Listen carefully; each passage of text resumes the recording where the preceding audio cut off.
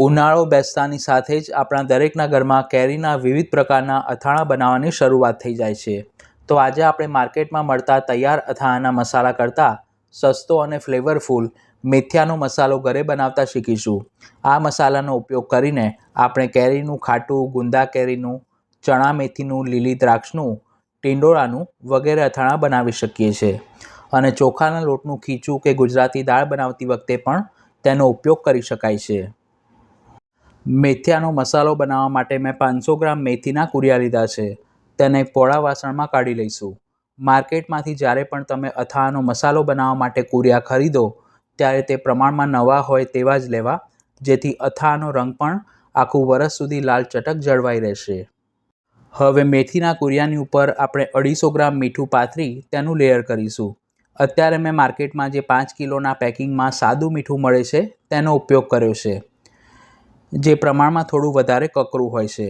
પણ જો તમે ટાટા કે નિરમાનું જે પેકિંગમાં મીઠું મળે છે તે લેતા હો તો તે 200 ગ્રામ લેવું, કારણ કે તેમાં ખારાશનું પ્રમાણ થોડું વધુ રહેલું હોય છે.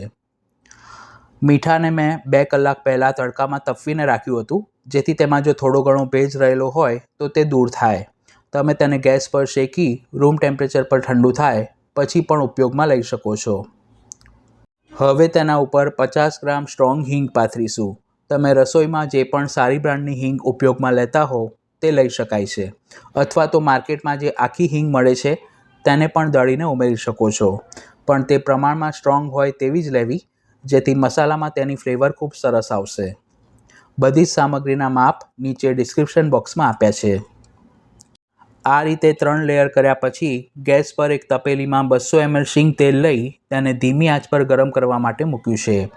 તેલમાંથી વરાળ નીકળે ત્યાં સુધી તેને ગરમ થવા દેવું જરૂરી છે. શીંગ તેલના બદલે તમે મસ્ટર્ડ ઓઇલ એટલે કે સરસિયાનો પણ ઉપયોગ કરી શકો છો. તેલ ગરમ થાય એટલે તેમાં 5 નંગ સૂકા લાલ મરચાં ઉમેરીશું. આ ઓપ્શનલ છે, તમે સ્કીપ પણ કરી શકો છો. પણ સૂકા લાલ મરચાં આ રીતે તેલમાં સાંતળવાથી મસાલામાં તેની ફ્લેવર ખૂબ સારી આવે છે. તેલ સરખું ગરમ થાય એટલે તરત જ ગેસ બંધ કરી તેને ચમચા વડે થોડું આ રીતે હિંગના લેયરની ઉપર પાથરીશું. જો તમે મેથીના કુરિયાનું લેયર ઉપર રાખશો અને ડાયરેક્ટ તેના ઉપર ગરમ તેલ રેડશો તો કુરિયા પ્રમાણમાં કડવા થઈ જશે.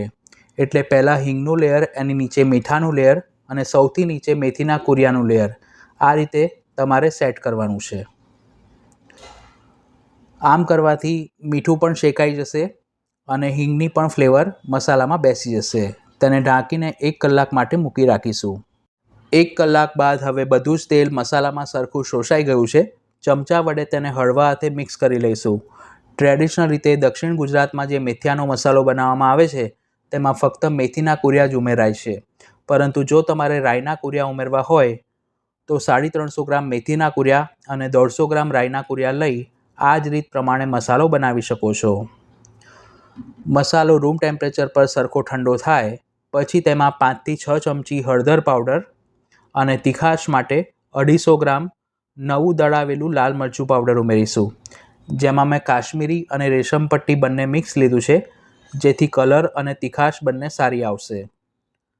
ચમચા વડે બધું જ સરખું મિક્સ કરી લઈશું. આ રીતે બનાવેલો મેથીનો મસાલો આપણે એરટાઇટ કન્ટેનરમાં ભરી આખું વરસ સુધી રૂમ ટેમ્પરેચર પર સ્ટોર કરી શકાય છે.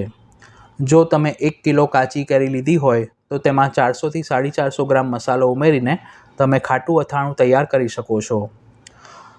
ગળા અથાણાનો મસાલો બનાવતા શીખવું હોય તો તેની લિંક ઉપર આઈ બટન પર અને ડિસ્ક્રિપ્શન બોક્સમાં આપી છે.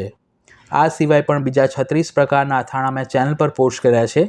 તેના પ્લેલિસ્ટની લિંક મેં વિડીયોની એન્ડ સ્ક્રીન પર અને ડિસ્ક્રિપ્શનમાં આપી છે. તો તમે પણ આ મેથીનો મસાલો ઘરે જરૂર બનાવજો. વિડીયો પસંદ આવી હોય તો તેને લાઇક અને શેર કરવાનું ન ભૂલશો. ચેનલ પર પહેલી વાર આવ્યા હો તો આવી ઉપયોગી રેસિપીઝ જોવા માટે તેને સબસ્ક્રાઈબ કરી બાજુમાં આપેલા બેલ આઇકોન પર ક્લિક કરજો. ફરી મળીશું એક નવી રેસિપી સાથે. Thanks for watching this video.